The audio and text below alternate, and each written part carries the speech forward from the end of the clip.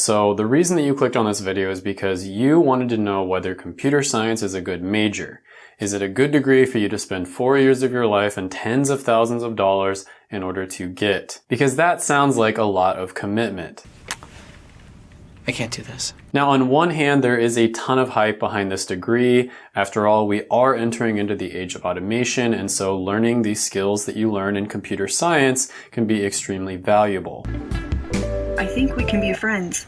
Now, on the other hand, if you've been around YouTube lately, there's a ton of noise in the computer science community saying that you don't really need to get a computer science degree in order to break into the field. So why waste 4 years of your life when you can just self-study and then take a boot camp that'll teach you everything you need to know on the interviews, and voila, you're good to go. You will not laugh. You will not cry. You will learn by the numbers. I will teach you. So in today's video, I'm going to go over the pros and the cons of getting a computer science degree. I'm going to tell you whether or not I think it's worth it to actually get one. And I'm also going to tell you why I think computer science is the best degree when it comes to smashing the like button.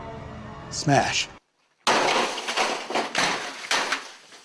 So the way I'm going to go about structuring these videos is I'm going to go over the 4 most important factors when it comes to choosing whether a degree is worth it or not.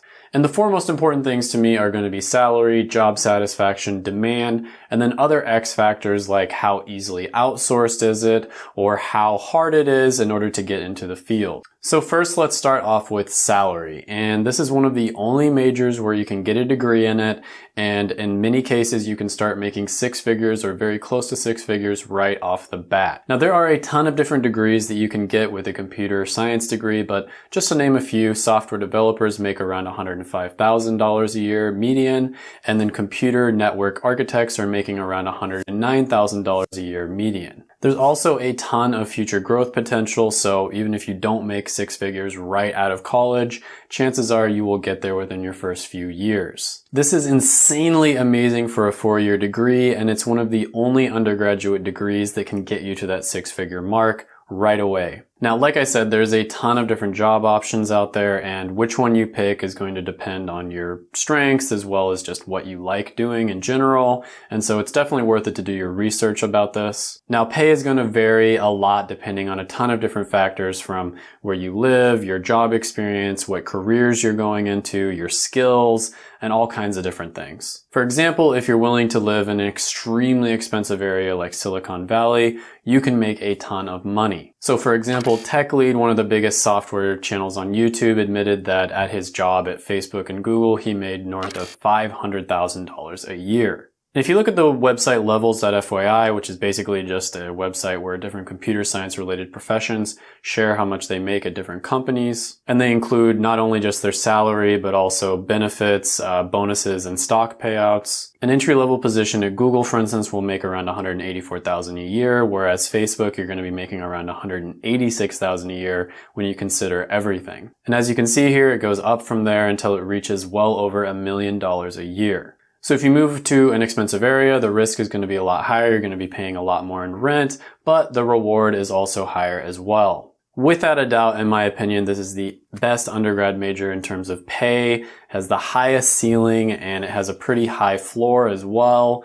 This one is going to get a score of 11 out of 10, and there's only one major out of all the ones that I'm going to review that I'm going to give 11 out of 10. Unbelievable. Now, second on the list, we're going to go ahead and talk about job satisfaction. And this one was really difficult to calculate for this particular major. And the reason for that is because there's so many different options you can go into when you get a computer science degree. But basically what I did here is I took all of the different computer science related jobs that I could find on Glassdoor.com. I averaged out all the job satisfaction scores, and then I multiplied it by 2 so that it would fit on a 10-point scale instead of a 5-point scale.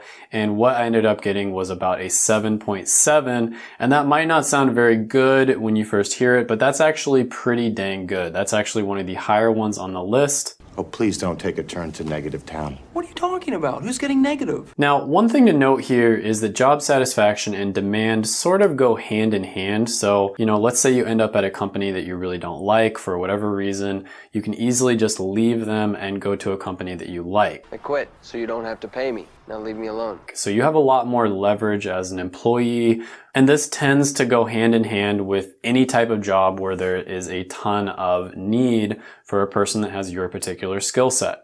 Speaking of demand, let's talk about the insane demand that we are experiencing for software developers and people who have computer science related degrees. There's tons of job openings right now, well over 1 million for software developers alone, and that's not even counting the dozens of other jobs that you can get with a computer science degree, and yet software developers still have a 21% expected job growth over the next 10 years, which is absolutely insane. Now, when you consider the average job growth of all jobs in general on BLS.gov is about 4 to 6%, that shows you that it's about 4 to 5 times higher than the average. And that's just a 10-year projection, but just using common sense, we are entering the age of automation.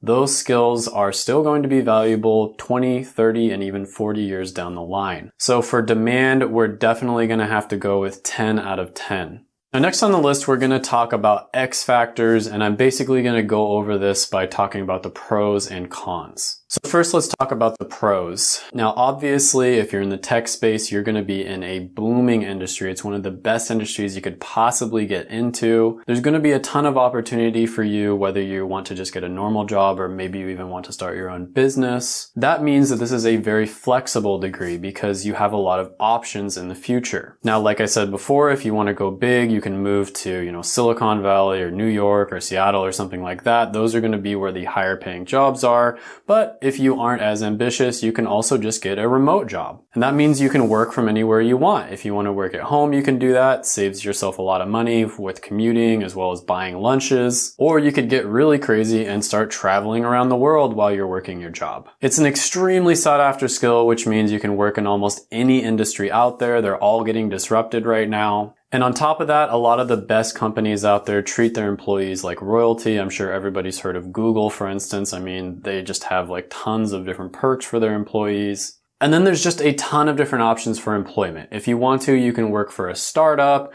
You can work for a really big company that treats their employees well. You can do a remote job. If you want to be really ambitious, you can go for a more difficult like manager role. Or if you want to just be really chill and not that ambitious at all, I know a lot of people who have gone into easier jobs that don't pay quite as well, but the quality of life is even better. Now, let's talk about a few of the cons because there definitely are some here. And the first one that comes to mind is your job could potentially get outsourced. There are a lot of extremely bright people from India or the Philippines or other countries that are starting to catch on to this, and they're realizing, hey, I can make a lot of money if I learn computer science skills.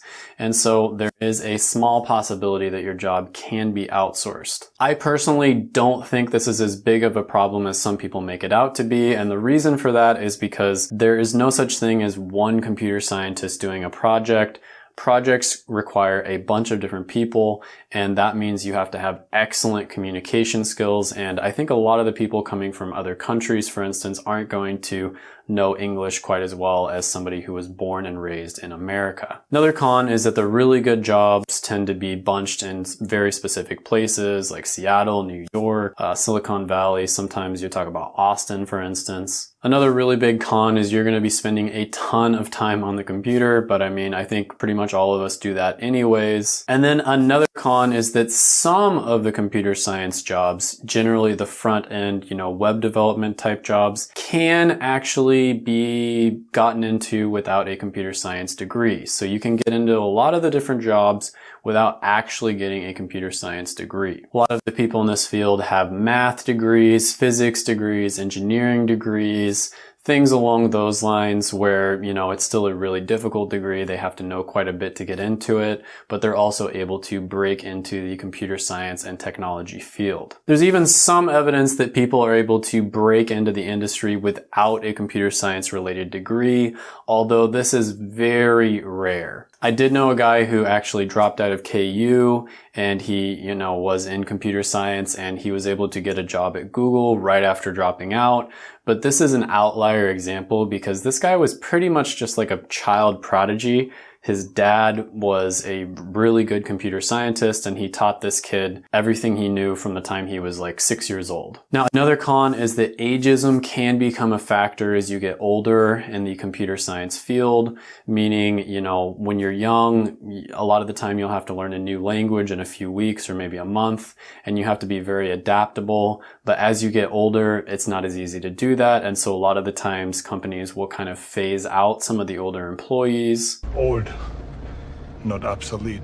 And to combat this, a lot of the computer science people will seek management positions where it's less coding and it's more oversight and that sort of thing. And, you know, in order to do that, you have to develop really good leadership skills, really good interpersonal skills, and that sort of thing. And then although there are a lot of jobs out there, the job market is relatively volatile just because it's such a new and expanding field. You know, you might be doing a great job at your work, but you get laid off for just some stupid reason because they just simply can't afford to hire you. However, this could be a pro or a con because with volatility comes opportunity. Chaos is a ladder. Now, for the most part, with most jobs in the computer science field, you are going to want to have either a computer science degree or a degree that is very closely related to computer science. Again, there's a few exceptions here and there, but those are few and far in between. Overall, the upside definitely outweighs the downside, and this is by far one of the best possible degrees that you can get. So the X factors are going to come out at a 10 out of 10, and when you average all 4 of them, the overall score is going to be 9.425 out of 10. Now, it doesn't end here. You know, everybody is different, and you want to go through the process of figuring out whether you're actually interested in this degree. Because if you absolutely hate coding,